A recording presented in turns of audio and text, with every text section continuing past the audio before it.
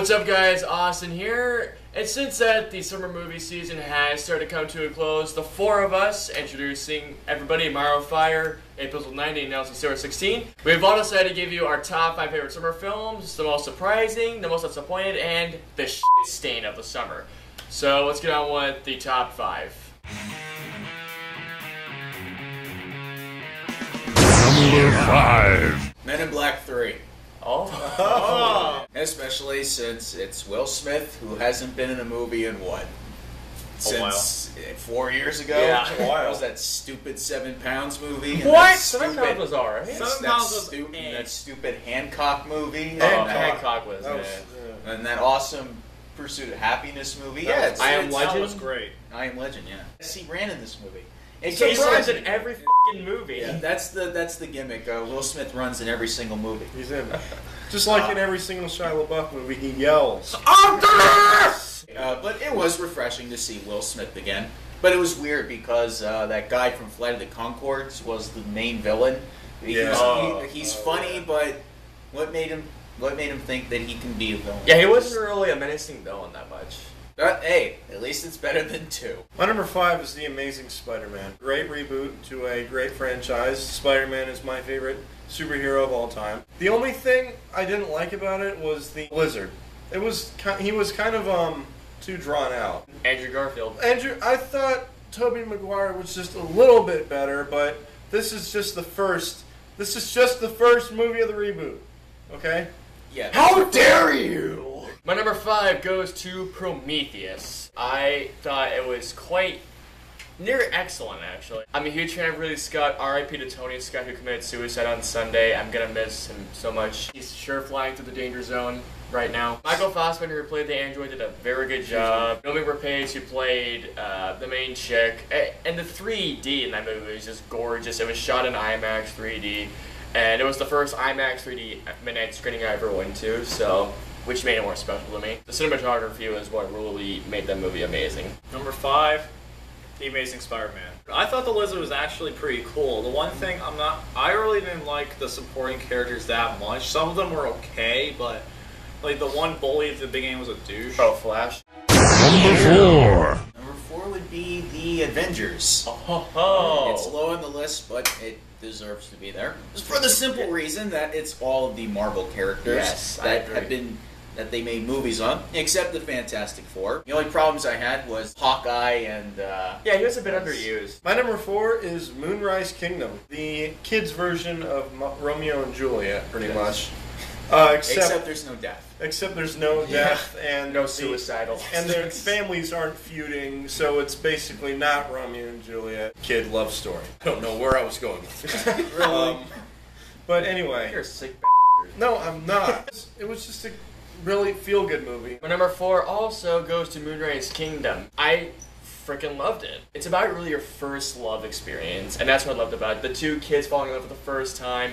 It's so sweet for the interactions, especially the beach sequence when they were touching each other and stuff. It's such a sweet romance story with 2 12-year-olds saying they're in love with each other. It's just so classic and sweet. And yeah, like Alex said, it's the modern-day Romeo and Juliet, but kiddish style. It's shot beautifully. It's an excellent summer film.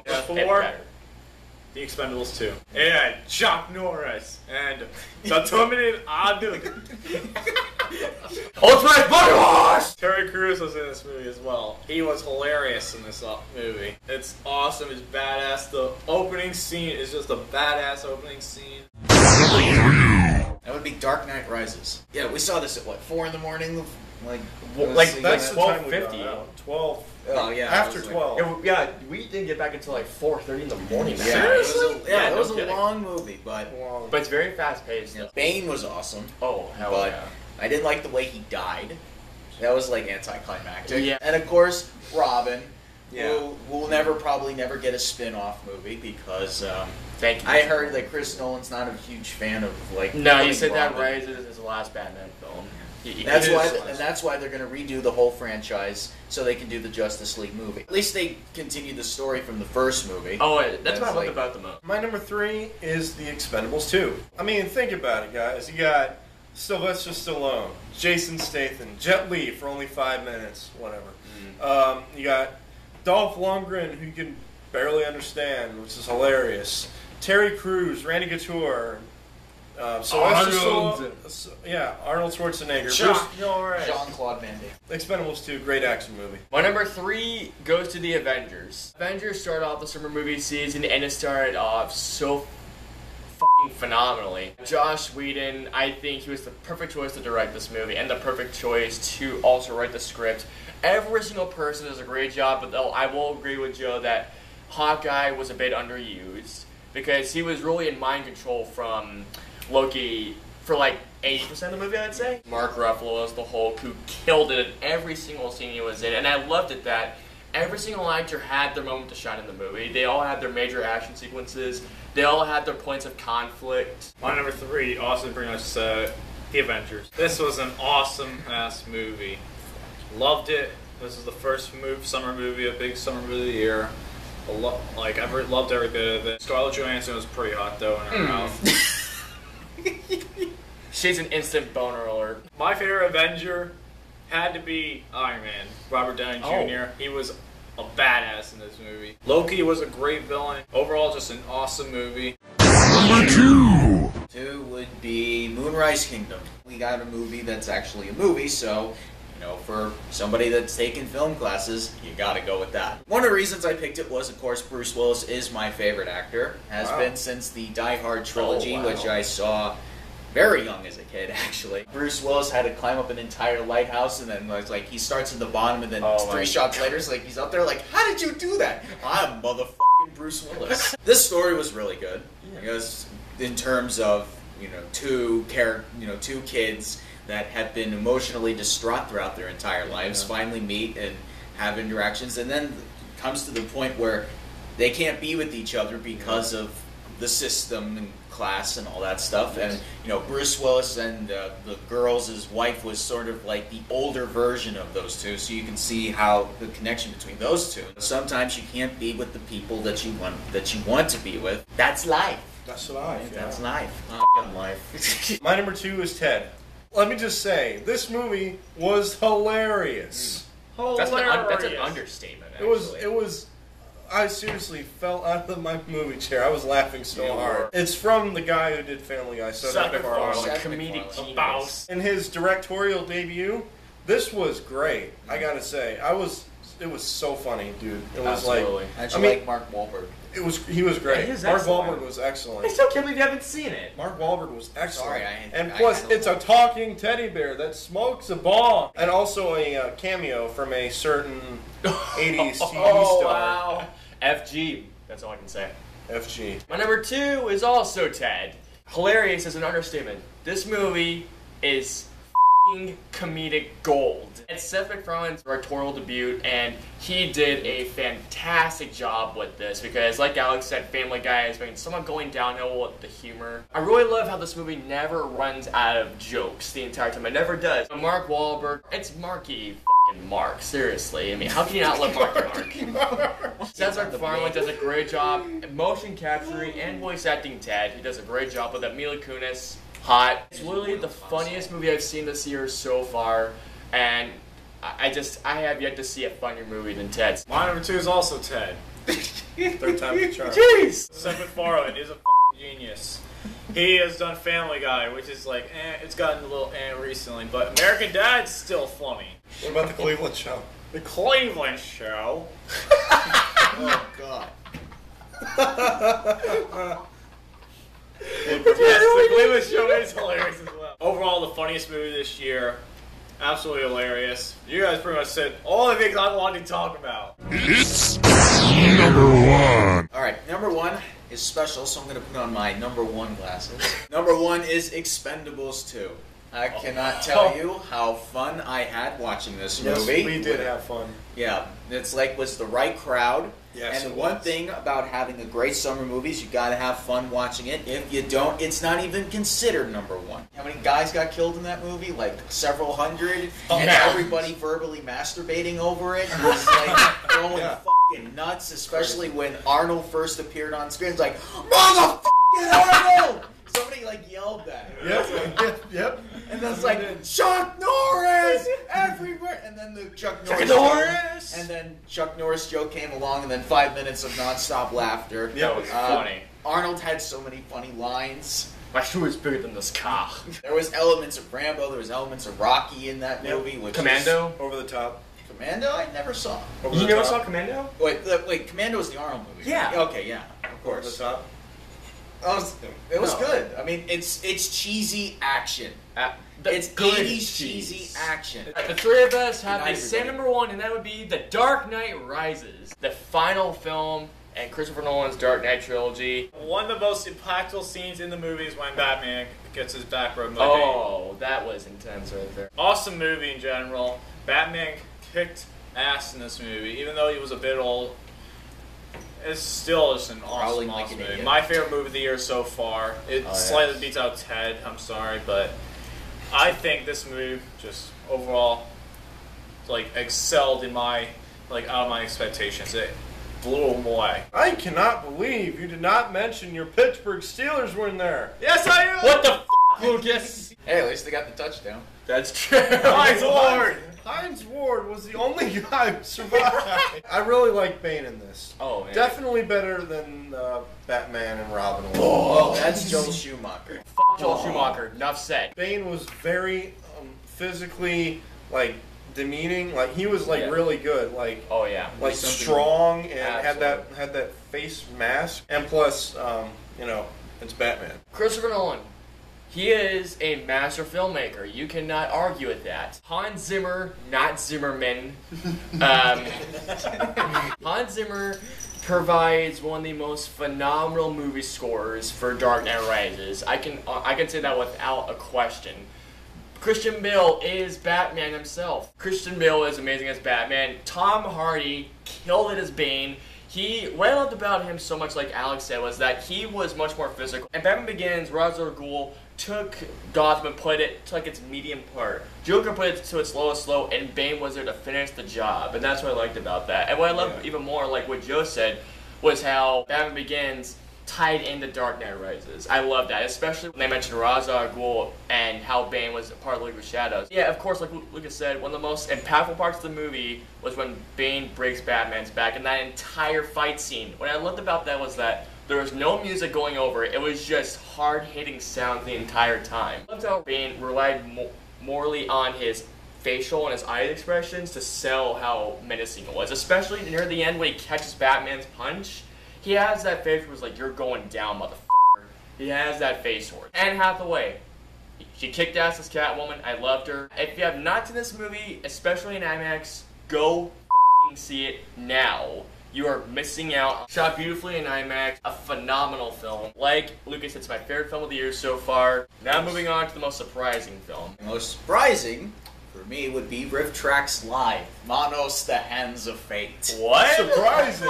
I found out that Riff Tracks Live was going to do it. I was like, will they live up to the challenge? Because I know Steve, one of my best friends, one of his, was like, I don't want to see it because They already did it. Manos was very bad. I don't think they could save it. But They already did it, guys. yeah, but what was it? We saw it. What was it? Last week we saw it. Last Thursday, and nonstop laughter from me. Nonstop laughter from Everybody. Steve and everybody, even though there was only like 20 of us in the theater. You could bring in your own damn bags. There was like a minute where I couldn't breathe. I was laughing. Oh my Yeah. god. I was like, it's like, get me an inhaler. Come at me. Magic Mike. Me and Austin, I guarantee you, we're probably the only straight guys in this movie. We weren't. It was full of guys who were either with dates or they were gay guys the entire and time. Gay guys and girls. And horny Yes. mothers. The plot was really, really fascinating, I thought. Oh yeah. And plus, the choreography was great. Matthew McConaughey has the essentials to be that little of a character. So he's got The a law clear says you stripper. cannot touch. But I see a lot of lawbreakers up in this. And also, So he still got that accent. and also Channing Tatum. Oh, he was he was excellent. really good. I thought it was great. It was really good, yeah. It's Expendables 2. I originally was not looking forward to this movie because of one thing, because of Chuck Norris. Because I honestly am sick of Chuck That's it. Norris. But hold That's on! the only Wait! reason. Wait! When I saw the movie, when I saw his introduction, I was like, holy shit, I'm a fan now.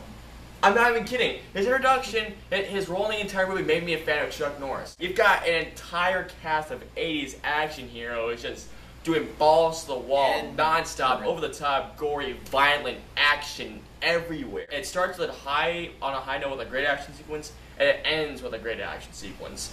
And that's what an action movie should have. And the clever references to 80s action movies as well. The references, like when Terry Crews talks to Arnold Schwarzenegger, it's like, give me the gun. It's like, if you don't give me this back, your ass is terminated. And Terry Crews, he is the f***ing man. I will say that because he said that to Arnie. He deserves it. My surprise movie of the year, The Amazing Spider-Man. Oh. I definitely did not think that Andrew Garfield was going to fill Tobey Maguire's shoes as Spider-Man. He definitely changed my mind completely about Spider-Man. Kicked Tobey Maguire's ass out of the park. Most disappointing. Well, contrary to what these three have said, my most disappointing movie was the one movie where I walked out of the theater almost throwing up. Okay. One of the movies that I just couldn't watch, that I even went, oh, come on. If I have to say that during a movie, I know it's going to be disappointing, and that is The Amazing Spider-Man. What the f***? Let me explain. When you make a reboot, you always have to make sure you compare it to the recent franchise, which was the Sam Raimi Spider-Man, right, with Tobey Maguire. I compared the first movie to this movie. Overall, I would say the one in 2002 was much better than this one for well, several reasons. I thought that the Tobey Maguire Spider-Man was much more mature, knew that he had to take responsibility for being a superhero, considering that he actually has powers. With great power comes great responsibility. Did you see Andrew Garfield's Peter Parker say that? No, because he was a f***ing pussy. A pussy? Yes, he was. He was not a pussy. Yeah, it was like, I don't want to give up my girlfriend. It was like, oh, well, I have to because I was told to by her dad and stuff. There are some points even when I would not agree to do certain things as Spider-Man. For instance, taking the mask off when trying to save a little kid. And it's like, hi, trust me, I'm a human being. Give me your hand. It's like, now he knows, now that kid knows who Spider-Man is. So any moment during the next movie is like, hey, I know who Spider-Man is, and they're gonna just grab him and say, oh, who's Spider-Man? It's that guy. And Andrew Garfield's walking across the street. It's him, and it's like, oh shit. It's like, well, thankfully they killed Gwen's dad off because at least his dad knew who Spider-Man was. Dennis Leary. Yeah, Dennis Leary. You would think that there would be some sort of maturity in this Spider-Man, but I didn't see that in this Spider-Man. I saw it more in the Tobey Maguire version, even though I think Tobey Maguire is a real creep. I still think... Yes, he is. Especially when he was emo. I didn't think Lizard Man was going to be a great superhero pick. That's like picking Ra's al Ghul and Scarecrow for Batman Begins. But that ended up being a good job, though, because of Christopher Nolan, though. No, yeah, but this is... I don't know who directed this. I didn't like it. I know people... I've said this to other people. They understand completely. But I'm one of the few that didn't like it. And if they do make a second movie, it better be better than this one. I'll say that much. It probably Just will. like Expendables 2 was better than the first one. That I agree with much better. Most disappointing movie of the summer. Battleship. Oh? Without question. I mean, seriously. It's a board game made into a movie. Yeah. How do you get a Battleship movie with an alien invasion movie? Yeah. It wasn't even an alien invasion. It was more like, we are peaceful aliens. We do not attack. And like, oh, we're being attacked. And here's the other thing. What the f*** was Liam Neeson doing in that? I don't know. He needs the money. He needed the money. Plus, that one guy who was in John Carter. Taylor Kish, yeah. He needs to get a better agent. I'm serious. Oh, yeah. But I mean, he did 2 terrible movies this year. John Carter and this. But he was good at Savages. My most disappointing film of the summer goes to Nitro Circus, the movie 3D. Nitro Circus is like Jackass without all the nudity. It's just stunts. But here's what really pissed me off about it. The movie was more of a documentary than a stunt movie. Now, when I watched trailers, it looked like it was going to just be stunt after stunt after stunt. But like Jackass. Yeah, but what I get more interviews than stunts. Like, there may be like 7 to 8 stunts throughout the entire film, but what I will give credit though is that the stunts that I saw were pretty darn cool to watch. The intro was just way too fucking long. It was just full of slow-mo stuff. Remember Resident Evil Afterlife slow motion, how excessive that was? No. That was the intro of Nitro Circus. And they're making another movie. Yeah. Oh yeah, Retribution. That's gonna That'll suck. be the worst. The 3D was so wasted in that movie too. Like, it was actually wasted? Like, it got... Yeah! The movie, there were only maybe 2 to 3 good 3D shots throughout the entire thing. Nothing else. And even though the whole entire thing was shot in 3D, but it was just so disappointing. There was just interview after interview after interview. I was like, come on, let me see a fucking stunt already, please. I just wanted to see some funny shit, but there was maybe only 2 to 3 stunts that were jackass-like stuff. Watch. I thought this was going to be so much funnier than it was. I'm the name of Yeah, watch. seriously. Ben Stiller, Vince Vaughn, Jonah Hill, Richard Iowad. It's a great cast. How does that not work? And written by Seth Rogen, a comedic genius. And that Seth too. Rogen What wrote the? it? Oh, man explains it. Ben Stiller was not that good in that movie. But what the hell, man? Do something better. What happened after Tower Heist? Yeah, what the f happened? It's just like him and Eddie Murphy. They both star in Tower Heist. The next movie, they're shit in it. Can't prove it because 1,000 Words sucks balls. One, second worst movie of the year. But I'm just gonna give you this right now. If you still watch, prepare to be disappointed. Other than Vince Vaughn, Jonah Hill, Richard Iowad do good, Ben Stiller's really disappointing. The aliens are some of the stuff's pretty cool, like the one orb that shoots lasers and kills stuff. That was pretty cool. And one of the scenes was funny. After they try and take the alien who's really unconscious, they think he's dead, and they start dead. That was pretty funny. But some of the stuff in this movie was alright. The ending was a little... And now we move on to the shit stains of the summer movie season. Ted. What? I'm just kidding. Yeah. Battleship. Yes. Oh. I couldn't get through the first 5 minutes without laughing. What are they doing? It's like, I am going to get you a chicken burrito. A chicken burrito. And that was so fucking stupid. It was like, and then she falls in love with him, and then gets arrested on the spot. Maybe that's what I need to do. Maybe I need to go to a gas station, steal a chicken burrito, give it to the girl across the street, and then maybe get some pussy later. Maybe that's what we're doing wrong. Maybe that's what all guys were doing wrong. And what the Maybe that really just shows you that we're all just losers if we don't go out and start breaking the law. Judas Priest was right. We need to. I've been so blind this whole time, guys. What are we doing? We should go right now to the Publix across the street, raid it, steal all the Oreo cookies, and then give it to the Jersey Shore girls that live right across from from this place, and then boom, we're in business. Wait, I have a question. What the fuck was Rihanna doing in that movie? She made some Yeah, Rihanna.